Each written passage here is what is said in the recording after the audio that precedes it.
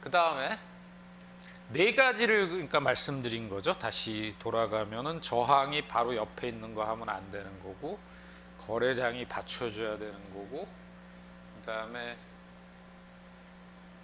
1단계 기초 지역이 넓어야 되는 거고, 그 다음에 여기 RS가 또 좋아야 되는 거, 주식시장에 비해서 이 종목의 성과가 또 좋아야 되는 거. 그러니까 A 플러스 종목을 고르는데 필요한 그 체크 포인트가 이제 네 가지인 거죠. 요 네 가지는 꼭 좀 기억을 해 두셔야 되죠.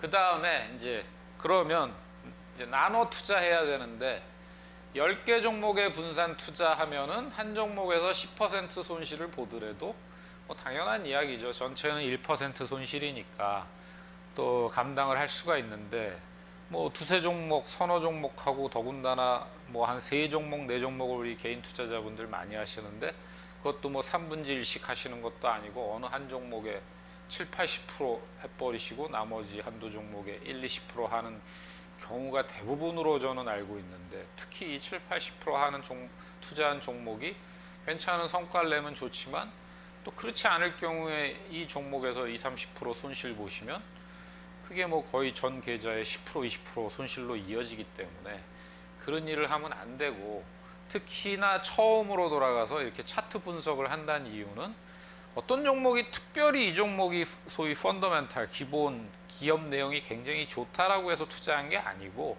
신호를 줬기 때문에 투자한 거기 때문에, 내가 어느 종목은 특별히 뭐 더 좋게 생각하고 어느 종목은 뭐 특별히 나쁘게 생각하고 이게 아니니까 그냥 무차별하게 10%면 10%, 20%면 20%씩 나눠서 투자를 한다. 그래서 이제 저자는 뭐 한 1, 2만 달러면 한 5종목, 더 큰 종목은 10종목에서 20종목 하면 좋겠다. 그리고 책에 보면 이제 한 3, 40종목은 관리하기가 아마 아마추어 입장에서는 너무 힘들 것 같다. 그래서 한 요 정도를 구하는데, 80년대 1, 2만 달러면은 뭐 그때 환율이 얼마인지는 잘 모르지만 뭐 지금 환율 치면은 1, 2천만 원인데 작은 금액은 아닌 것 같아요. 지금의 1, 2억은 되겠죠.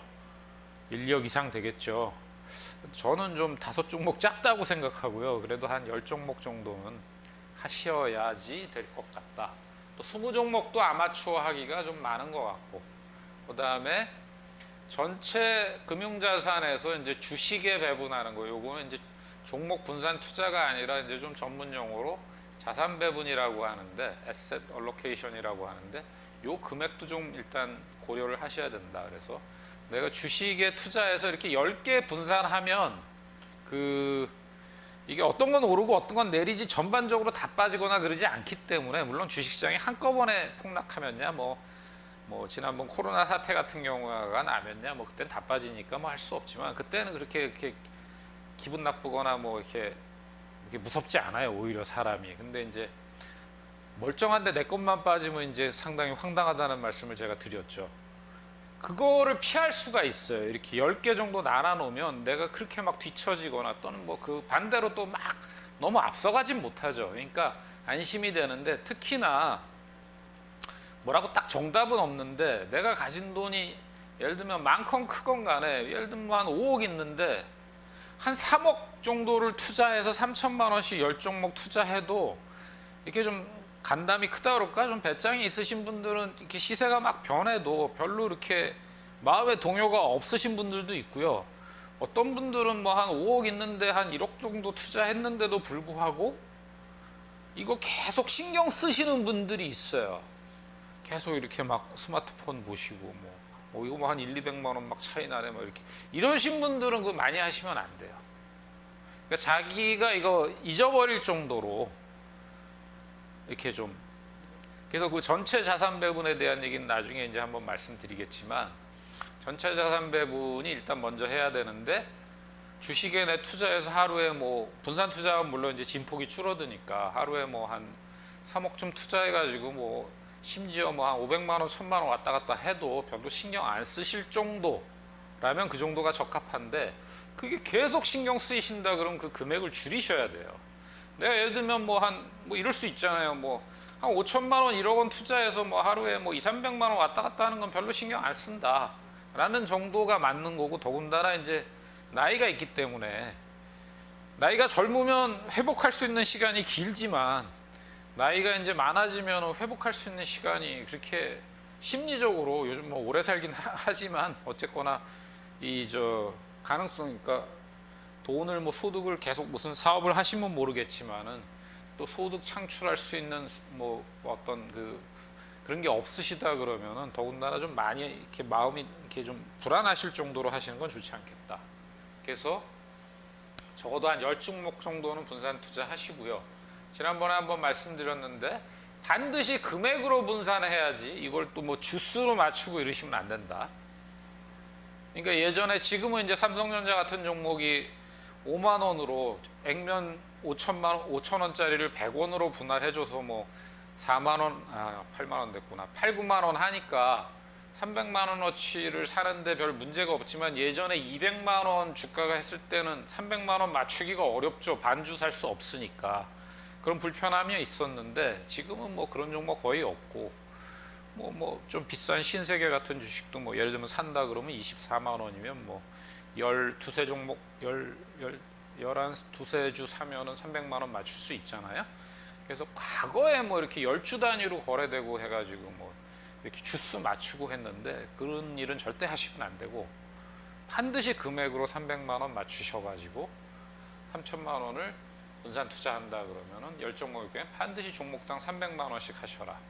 그 다음에 이제 제가 한번 생각해 봤는데 A 플러스 종목이 10종목이 다 나오면 좋은데 A 플러스 종목이 10종목이 안 나온다.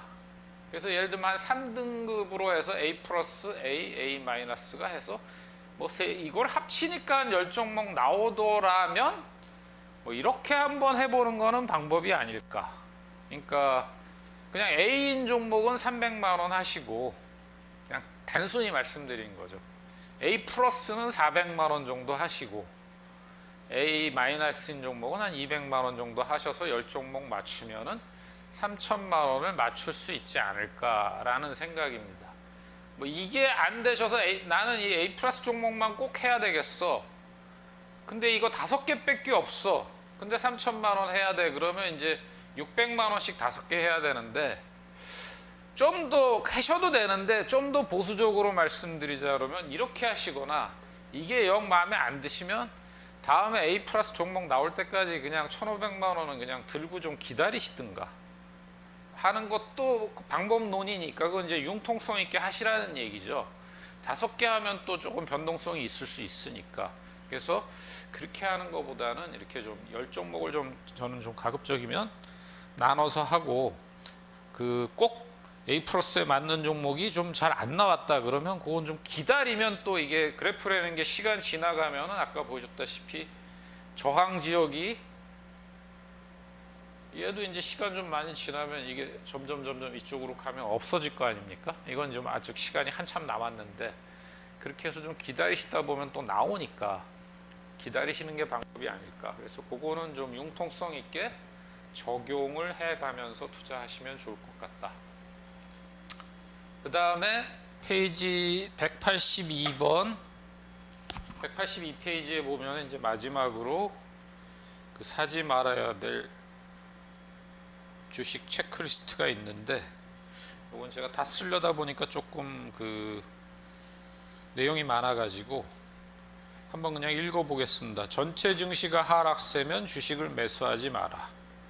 흐름이 좋지 않은 업종에 속한 주식은 매수하지 마라. 요거는 이제 반대로 얘기한 거죠. 아까 지켜야 하는 원칙들을. 그 다음에 30주 MA 이동평균선 아래에 있는 주식은 매수하지 마라. 그 다음에 30주 이동평균선이 하락세인 주식은 매수하지 마라. 그 다음에 주식이 상승세에 있더라도 이상적인 진입 시점, 즉 1단계에서 2단계를 훨씬 지나 상승세 후반에 들어간 주식은 매수하지 마라. 그 다음에 돌파 때 거래량이 빈약한 주식은 매수하지 마라. 그 다음에 RS선이 열세인 주식은 매수하지 마라.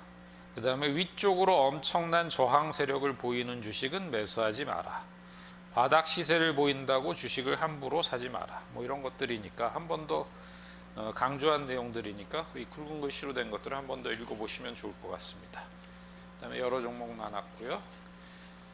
그 다음에 중간에 있던 그 헤드 앤 숄더하고 그 이중 바닥형에 대한 건 제가 뒤에다가 좀 모아놨습니다. 요거 이제 차트 분석을 하다 보면은 뭐 이렇게 인터넷 같은 데 뒤지셔도 굉장히 많이 나오는 얘기예요. 들어보셨나요? 주식 해보신 분들은 그냥 한번 들어보셨을 것 같은데, 이제 머리하고 어깨 모양이라고 그래가지고 헤드 앤 숄더인데, 이게 거꾸로도 예요. 이게 이제 역헤드 앤 숄더라고 그러는데, 사실은 이렇게 된 게 헤드 앤 숄더죠. 이렇게.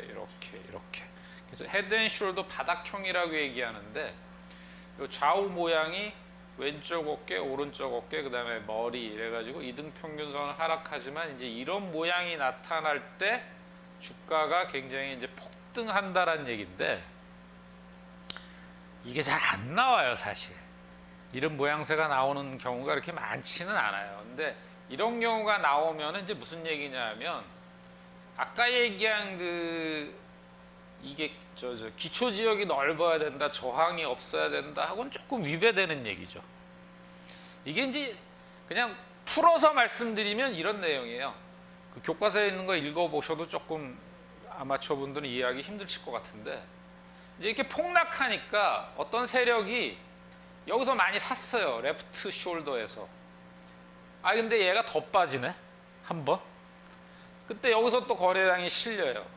그러니까 왕창 실리니까 이때는 다시 한번 내려가지만 이때는 거래량이 적게 실리면서 여기서 큰 매집 세력이 뭉쳤기 때문에 이렇게 쭉 내려왔음에도 불구하고 급격하게 회복하는 경우가 대다수더라라는 얘기를 이제 하는 거예요. 그래서 매수세와 매도세의 싸움에서 매수세가 굉장히 약 두어 번에 걸쳐 가지고 응집됐을 때, 그래서 이제 통상은 왼쪽 어깨에서 엄청난 거래량이 실려야 되고, 오른쪽 어깨에서는 뭐 거래량이 덜 실려야 되고, 뭐 심지어는 예전에 제가 봤을 때는 왼쪽 어깨보다는 오른쪽 어깨가 조금 높아야지 제대로 된 헤드 앤 숄더다, 여러 가지 조건을 주는데, 이 저자가 보기에는 이제 꼭 그런 거보다는 헤드 앤 숄더 모양이 나오고 이렇게 돌파할 때는 큰 시세가 났더라.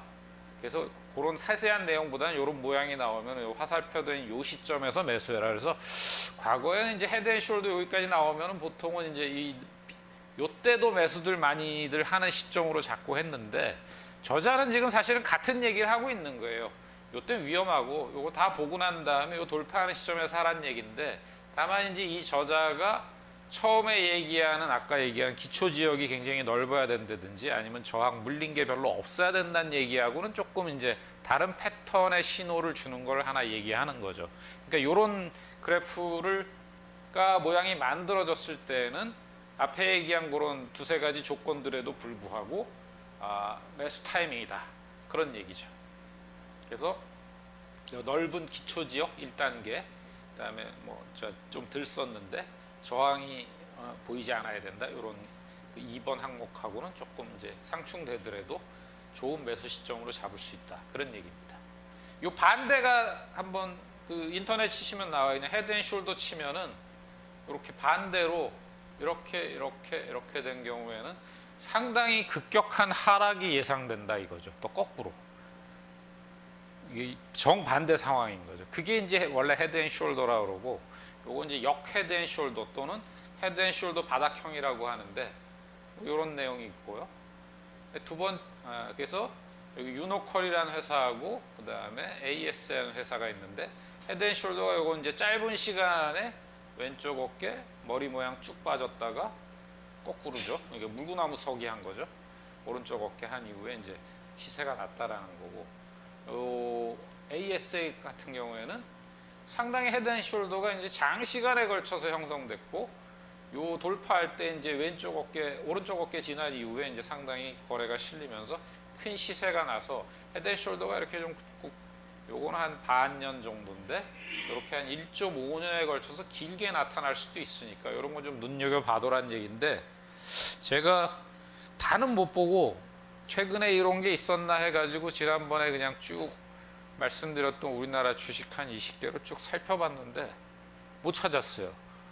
잘 안 나와요. 그래서 혹시 나중에 종목을 덜 찾아서 그럴 수도 있고 제가 보다가 찾게 되면 한번 말씀을 드려볼게요. 근데 우리나라 주가 그래프가 아까 그 삼성전자 그래프 같이 또 코로나 때 작년 4월에 너무 왕창 빠졌다가 쭉 상승한 이후에 지금 또 다시 10월 달부터 11월부터 지금 한 1월까지 한 2, 3개월에 걸쳐가지고 또 한 코스피가 2200에서 3100까지 막 수직 급상승을 했기 때문에 헤드앤숄더 종목을 찾는 거는 지금 좀 쉽지 않을 것 같다라는 생각이고요.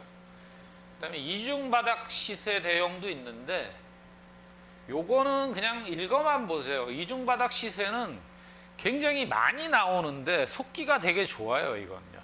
그래서 이중 바닥 많은데 특히 뭐 이중 바닥 같은 경우에는 쌍바닥이라고 얘기 많이 하는데 요 B가 A보다 좀 높아야 된다. 그래야지만 뭐 이게 세력이 있는 거다라고 얘기하는데 요 마찬가지로 뚫고 올라갈 때 사야 된다는데 이거는 아닌 경우가 많고 또 나타나는 경우도 많고 해서 요거는 뭐 그렇게 권해드릴 만한 투자 방법은 아니고 또 이것도 거꾸로 마찬가지예요. 쌍봉형이라고 그래가지고 낙타 쌍봉 낙타 있잖아요. 이중 천장형 뭐 이렇게 얘기하는데 그럴 땐 좀 급락하더라고 그러는데 그것도 역시 마찬가지인 것 같아요. 그래서 이렇게 막 유의미하게 꼭 지켜야 될 만한 신호는 저는 아닌 걸로 보고 있습니다. 그래서 이 쌍바닥이 나타난 이후에 이제 폭등한 경우, 그 다음에 미국의 다우존스 지수가 굉장히 오래된 얘기인데 74년에 이제 A, B 폭락했다가 이제 급격히 쫙 올라가는 뭐 이런 경우가 있었대는데 요거는 그냥 많이들 얘기해서 헤드앤숄더하고 이중바닥형은 많이 얘기하고 인터넷 같은 데도 기술적 분석할 때는 빠지지 않고 얘기가 나오는 거니까 그냥 모르지 않는 정도 알아두시면 좋을 것 같습니다.